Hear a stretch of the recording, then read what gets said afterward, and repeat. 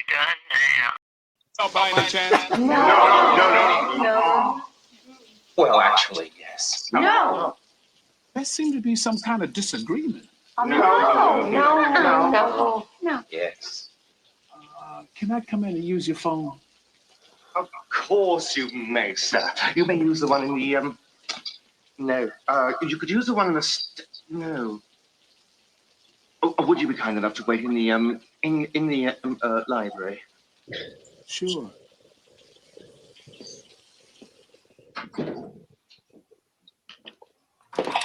Don't I know you from someplace? You all seem to be very anxious about something. It's a chandelier. It fell down, almost killed us. Would you like to come this way, please, sir?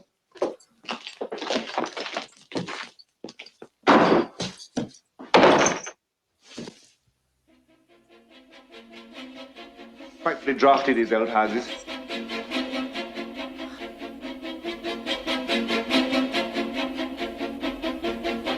Hello, everybody. Welcome to Clue, the movie podcast. We break down the 1985 cult classic movie Clue 1 minute at a time. My name is Brad Gilmore. I am joined by General Jeff Smith on a lovely Sunday morning. In a rare treat, y'all are hearing us the 12 hours prior to release. That's true. And Brad Gilmore, you sound wonderful.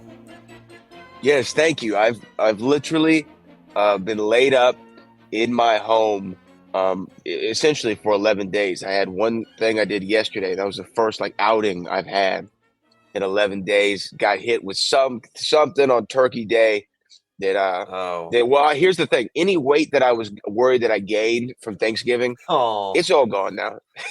Oh, Cluvians, this is what Brad Gilmore does for you. He drags himself out of his sick bed to talk about minute 58 for you and for all you and for you and for me. Yes, no, I appreciate it. And for those of you that posted your Spotify top podcasts for 2023, we had a few Bins and Zachs and those types of cats that we were the top podcast for some people. So that's very cool. That was my top podcast. It was my top 5. I'll say that, but it wasn't my top. Well, I was actually pleasantly surprised. I've actually been pleasantly surprised by the entire run of this show. It's actually been quite the treat. Sometimes when you commit to doing something like this, halfway through, you're like, oh man, how are we going to get through the rest of this? But this one is not that way at all. And to me, it would be the one that should be the most that way because we're just watching 1 minute of a movie. Yet every time I see something, I enjoy it. Now, Jeff, also for the benefit of the listeners, if you hear any outdoor noises, I am actually sitting outside in my backyard while we're doing this. So you actually get to see my backyard right now, Jeff. It's a lovely Houston morning. It's actually quite pleasant. It's a little chilly, but I like it that way. And so we're here to talk, though, about minute 58 of Clue the movie. We picked up last time where chandeliers have fallen, revolvers have been thrown on the ground. Have been discovered, and cupboards have been broken open. And Yvette now is, I think Yvette for the rest of the movie now is very suspicious because she doesn't even come to the door. If you notice, when they go to the door to answer for Bill Henderson as the cop, she stays behind and just kind of stares at the wreckage of the chandelier and has that wonderful body language when Bill Henderson, the cop, comes down and says, "Don't I know you from somewhere?" And she does a weird hands from her. She doesn't say no. So she just strange. Kind of does a weird little dance, kind of like she should be on Twin Peaks. She was more of like a David Lynch kind of "Don't I know you?" Boo doo doo doo doo, and that's it. And it's interesting because Bill Henderson as the cop, so observant when looking at car accidents, but walks into a spooky house with a bunch of suspicious people and immediately guard down for sure. He's all right. I need the phone. He's probably used to traffic duty, perhaps. This is maybe new. We are out of territory his for his wheelhouse now. detail. Yeah. Not detective, traffic duty, which is fine. We would definitely need him in that role. Uh, But yeah, but we let me do. ask you this, because you've made several mentions to his character's name being the cop. Now, Yes. in normally in most movies, I would say, man, the cop, that's the best thing to come up with. In this movie, it makes sense to just call him the cop, and the motorist and the singing telegram girl. But where do you stand? Because there's actually a movement within your town over there, Of and Fullerton, California. Yes.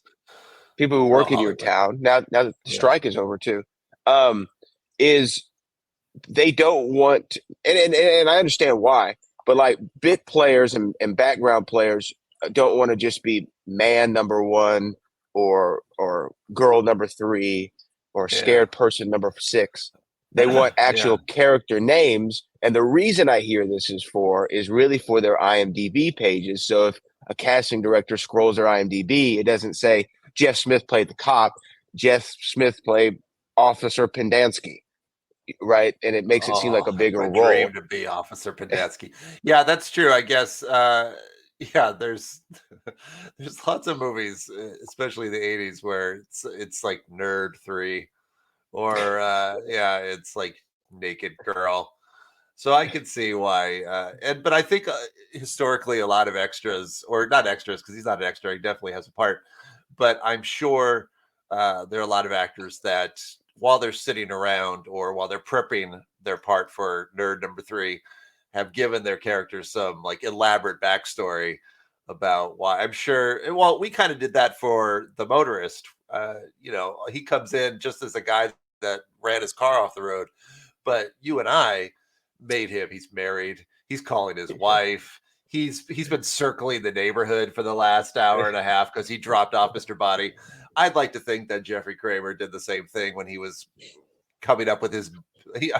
These are the actors that they corner the director and they say, "Hey, I've written 30 pages about the motorist. Why? Tell me why again. I decided to call my wife at this time. Are we having marital troubles, or do we have a newborn at home?"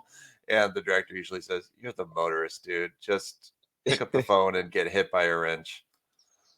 Yeah, I understand it from the actor's side, and I also probably, you're right. A lot of those actors who then get character names nowadays are probably going up to the director and bugging Yeah. them. I will say, I did a commercial for MLB on Fox during the World Series 2019 with Booker, and I do have that as a credit on my IMDb. Before I knew how to actually edit my own IMDb page, and I was credited. I had a character name in the commercial. You want to know what it was? Yes, please. Brad the announcer. Brad the announcer. So you're kind of like in the '80s. Tony Danza always played a character named Tony. And like when he was on Taxi, he was Tony. When he was on Who's the Boss, he was Tony. And I have a theory that his character is probably like Angelo. Probably not Angelo, because it was Angela on Who's the Boss. He probably had a character named Steve, and they kept going, Steve on set, and Tony Danza is just doopy doo off at the food table, and they're like, ugh, Tony, call him Tony, just call him Tony. He's not answering to Steve. There's an actor, I think, in the that's Fast cool. and Furious movies that's like Hector, and his real name is Hector. And every movie he's ever been in, his character's name He's is always Hector. It's kind of like even outside if Fast and Furious. anybody watched the season of Only Murders in the Building, hopefully it's not a spoiler. Matthew Broderick's character, he plays Matthew Broderick, but his entire story in the whole series is coming up with why his cop, where he's from and what country he's from and how he would sing and dance and everything, and drives Martin Short crazy with that kind of thing. So hopefully Bill Henderson was not that way, but you never know. Bill's too cool for that. Bill's too cool for school. He's a blues guy. Now Blues guys he's don't do that. he's at the door, and we had just seen Mr. Green talking about his innocence and how I didn't do it, and he's so in this scene he plays it very it's a very interesting play on his line deliveries here because when he's confident, I didn't do anything wrong, so what should I be afraid of? And everyone else is freaking out because they have some sort of issue that perhaps they're the murderer or they don't want to be fingered for the murder or they don't want to be blamed or whatever or implicated. But like, so they're like, no, no, you can't come in, or no, no, no, everything's okay. And then Mr. Green's like, yes, no. Yeah, right. He's almost like he's it. Well, it makes sense if it goes to our theory that he's FBI because it looks like, especially when he says there seems to be some sort of confusion, and everybody says no, no, no, but he gives a look to the cop, and as if he's trying to, give him like subliminal messages. He says, "Yes." So it goes with it's not. I don't even think we should call it a theory anymore. It's fact. He is FBI in every scenario of this movie, and he's telling the cop yes. But it's interesting because he's going to get more nervous later because he's given the task later in the next minute or next 2 minutes maybe of giving the cop the tour of the house, and he's not too thrilled about it. So he kind of goes back and forth.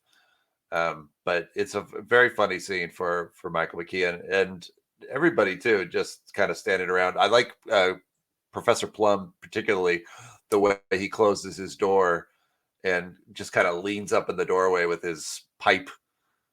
Very nonchalant, very nice Christopher Lloyd moment. These drafty houses. Well, that's what I was gonna say. There's like 3 or really 4 standout performances really in this 1 minute. Is Mr. Green at the door. I love how he's playing this.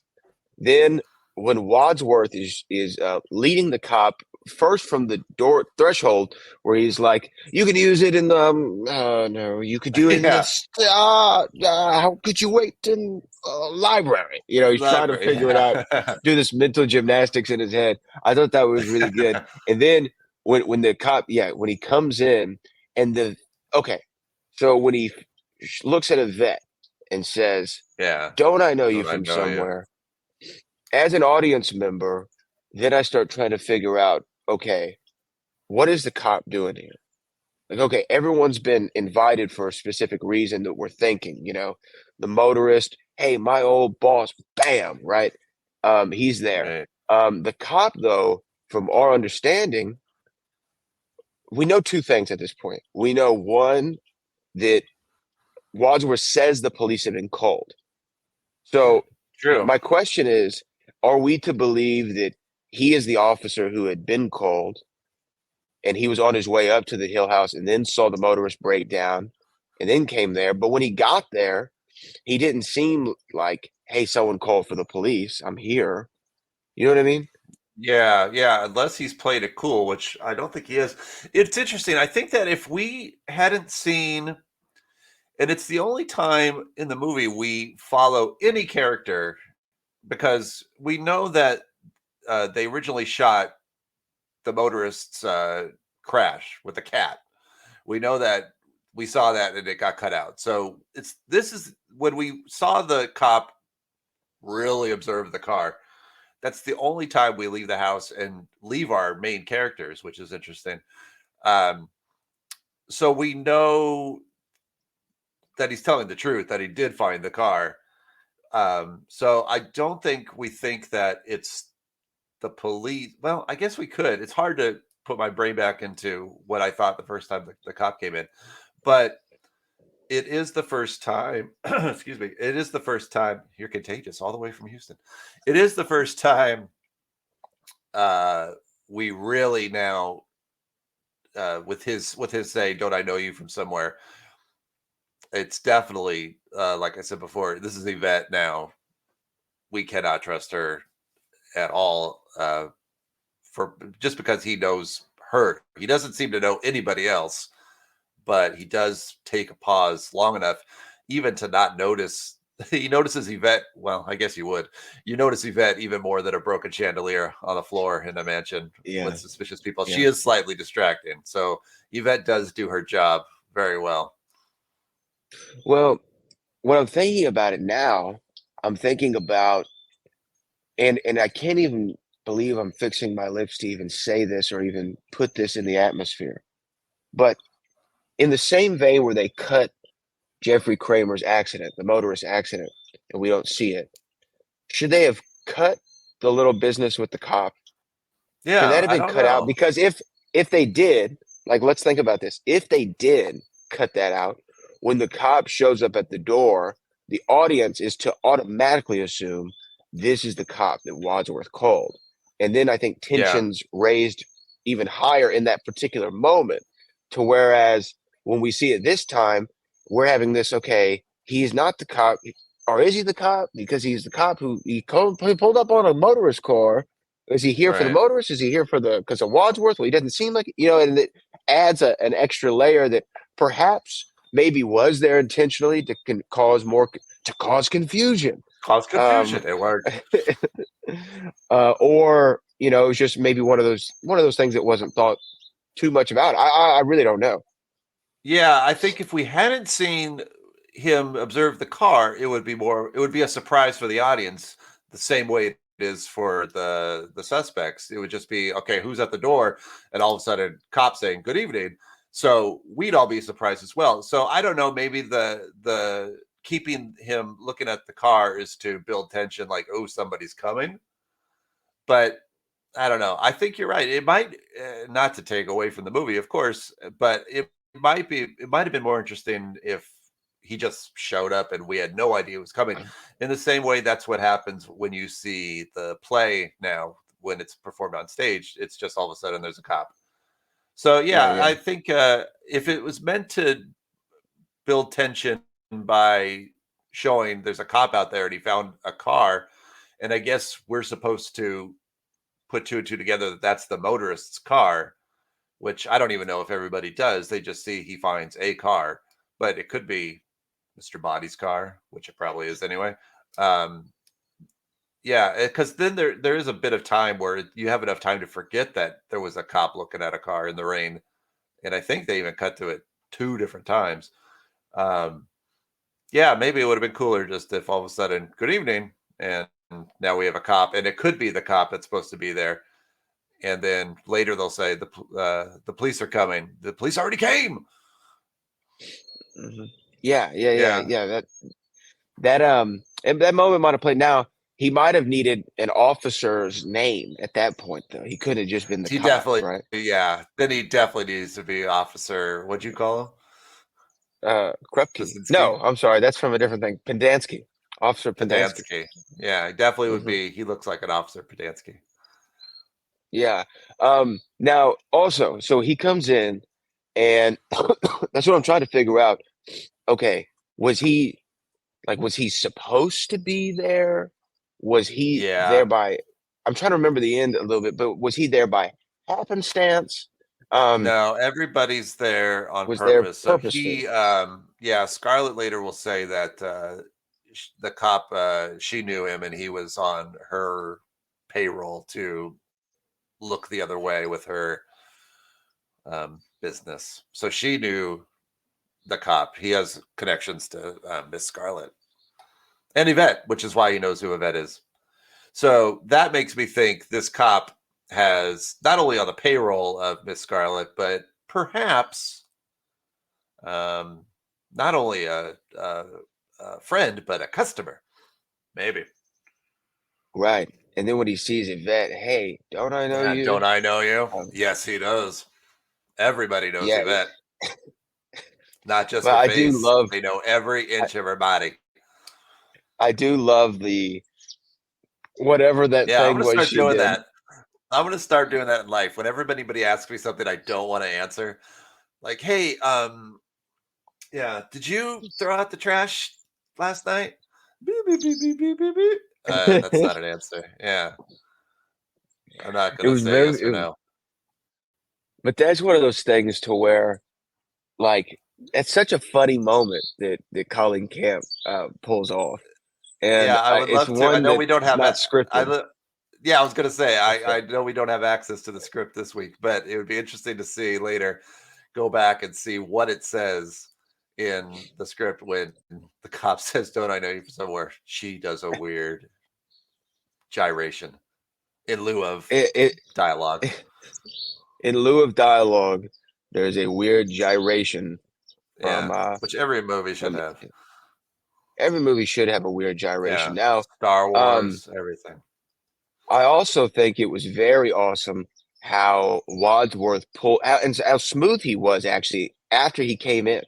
Like after the cop comes in, Wadsworth is pretty slick because he's like, because when the cop's like, everyone seems very anxious, and he's like, "Oh, the chandelier just fell, nearly killed us." You know, I was like, "Oh, that was pretty good, Wadsworth." He does. He regains his composure after his little which room he can go to. It's like he has this little stutter of no, and then from there on out, he's pretty quick. He dismisses the nervousness. He dismisses the door slamming. He gets the cop in the room, locks the door. He has just a quick little moment of weakness, and then he is back to smooth Wadsworth. Very, very smooth. Now here's where it says the cop comes in, he steps in the hall, he notices Yvette. Cop, don't I know you from somewhere? She gives a Gallic shrug. That's the a Gallic shrug. Yeah, a Gallic what Gallic shrug? Gaelic, That needs Gaelic, to be Googled immediately. The definition of Gaelic is an adjective, French or typically French, and the definition said, or the sentence that it uses is a Gallic shrug. I'm not making that up. That's on the Oxford Dictionary. We should all know what that means. A Gallic relating shrug. to the Gauls, the Gallic retreat from Delphi. Okay. Okay. It literally says though Gaelic, French or typically French, a Gallic shrug. Okay. A French shrug. See Clue. Yeah. Brad's doing it right now, everybody. Brad's doing it like on repeat right now, everybody. It looks great. It is outdoor. I don't know what a Gallic shrug is. Well, see Clue. That's it. I guess it's the only example in any movie I can think of where you see a Gallic shrug. And good on Jonathan Lynn for saying, you know what this movie needs? Gallic shrug. Now, I will say Wadsworth, then let's say it says this. I was just to read it. It says Wadsworth guides a cop across the hall. Miss Scarlet hurries to the lounge and Professor Plum to the study.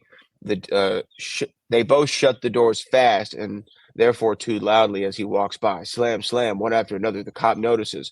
Wadsworth then shows the cop into the library. Wadsworth, please help yourself to a drink if you'd like. Not the cognac, though, just in case. And cop says, in case of what? What? So the line drafty houses was not in the script. Not in there. Yeah. Not in the original draft. When that showed up. Yeah. If only there was even outdoors, Fred. Yeah. Where is John Hatch? Yeah. Does everybody have their copy of the book? Actually, you know what? It came out this week too. Is the Clue 4K? That's now available for purchase for all you Clue fans out there with its limited bonus features. Everyone should have John Hatch's book. It's great. I haven't gotten all the way through it yet, but I am really enjoying it. So hopefully there's a chapter on Gallic shrug. I think that's actually the follow-up book. Oh, that'll be the Gallic shrug. Yeah, the ways of Yvette. That's her sequel book. It's the prequel, the story of Yvette Gallic shrug. Ooh, that's now we have to write mysterious title. Yeah, the Gallic shrug, the new book from Agatha Christie. We should do a prequel story, short story. Yeah, Clue fanfic of the Gallic shrug. I feel like look, I feel like if there was ever a way to end the podcast is with a reading in 40 weeks of the Gallic shrug. So we'll write a page every day every week until the end, and then present to the audience the Gallic shrug. It's a lot of work. We should do it yes and improv style, to where, for instance, we have no conversation about it. You write the first page, Yes, and I continue the story, and then it goes on I and just on and on. send it to you and go, good luck, Brad Gilmore. Enjoy the next Yeah, page. And then we see and I where we get. It just has to end with her arriving at Hill House. And yes. at some point, we need to say that her favorite song is Shake, Rattle, and Roll. That she Oh, just it's got can't to be played. resist dancing, even when she's supposed to be working. If she hears it, oh, it's like a weird trigger where she'll like just start dancing if she ever hears Shake, Rattle, and Roll. It's Marty's Chicken. Smarty's Chicken. It's a weird trigger. Like she can't help it. Like she'll be in the middle of like something, and somebody will just go over to the radio and or go over to the record player, I guess, and put on Shake, Rattle, and Roll, and then she just starts dancing. She can't Now, help it. the fans listening to this show right now, as well as you, might think that this is all a big joke, but I'm now talking myself into I like okay it. with Shrug. I Let's like do it. I'm going to be thinking about it all night. Me too, man. I'm going to be Now, trying to figure out like Vet's story, where she bought her outfit, what other outfit she rejected. I like it. She goes to work, sees Miss Scarlet, who she sees, maybe the cop, maybe Colonel Mustard, maybe a different character. We don't know. Maybe the real Mr. Green. Yeah. Could oh I man, see look, know. there's so many The twists Gallic and Shrug turns. is getting good. It's getting real good, man. I don't know if there's anything else from this minute that stood out that I wanted to make mention of. I do love Bill Henderson's reactions to the doors shutting. Very Sure. performative. Yeah, I like the way he says "sure" when he comes in as well. When Oh yeah, they offer him the to come in and use the phone, he suddenly becomes not a great cop.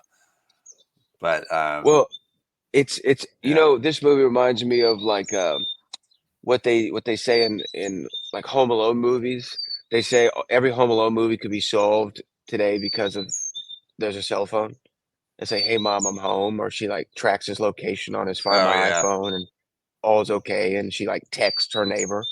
Um, like if people had phones in this movie, I mean, they would still be cell phones. They would still be living. sure. Well, yeah, horror movies now, unfortunately, they always have to go. Oh, I have no signal, and that's how they Right, get which I away don't with even it. think's a thing anymore. Right? To Do not people still have have no signal. signal? I don't know. Put it in the comments if you've been in a terrible situation. I Well, they want have to to go point out of out their way. before Right. we wrap, just a few days ago, the director of photography of Clue, Victor Kemper, passed away. Oh man. Sadly, he let's see, how old was he? He was 96, so he did all right. But he was not only the director of photography of Clue, and since Clue was Jonathan Lynn's first feature, Jonathan Lynn really leaned on him for assistance. But he was also the director of photography for movies such as The Candidate, which is a Robert Redford movie. He was DP for Slapshot, which is a pretty big cult classic for hockey fans. He was DP for The Jerk, Steve Martin's first movie. He was the DP for Xanadu, the Olivia Newton-John roller skate movie. Mr. Mom, which features Martin Mull and Christopher Lloyd. National Lampoon's Vacation. Wow. Cloak and Dagger, which is a very big favorite of mine from the 80s. Pee-wee's Big Adventure is what he did right before Clue. And then he did Walk Like a Man, which features Christopher Lloyd and Colin Camp. What else here? He did See No Evil, Hear No Evil, and Another You, which are movies by Richard Pryor and Gene Wilder. Tommy Boy, Jingle All the Way, which we mentioned, I think, Yeah. a little bit Put the ago. cookie down. Yes. Unfortunately, the last movie he was director of photography was in 2006, and it was the straight-to-video Bring It On, All or Nothing. With Hayden One of the Panettiere. Bring It On movies. And before that was American Pie Presents Bandcamp. So did a lot of comedies. So unfortunately, I did not talk to him for the documentary. He had since retired by then. But it's worth mentioning as a member of the No, Clue absolutely. family. At the Clueniverse. So Yeah. yeah, the Clueniverse. Well, Excellent. R.I.P. And I thought of it. condolences. Yeah, I thought of it just because in this particular minute, when the cop comes through the door, we definitely get another great view of that hall, that wonderful set in the movie where we get to see all the doors and the beautiful chandelier and the floor that looks like the game board and everything. So, but fun minute. They're all getting good, and they're gonna split up again, and now we're really scared for Mr. Green because we know Yvette is bad news. Bad news. Bad news. And we're going to find out Gallic Shrugs and all. You can find Gallic him Shrug. on social media. GalicShrug.com. Oh, we need to buy that if it's I not know. already Oh, taken. somebody's gonna get it. I know. Somebody's going to get it. You can find me on all social media at Brad Gilmore. And we will be back next week with minute 58. And send No, your this is prayers 58, 59. the way to Brad This is Gilmore so 59. he feels better. Because listen to this poor man. I He know. did this for you guys. I did this for us. I did this for us. Yes, us and too. this is Jeff Smith. My name is Brad Gilmore, and we'll be back next week with Clue, the movie. The movie podcast.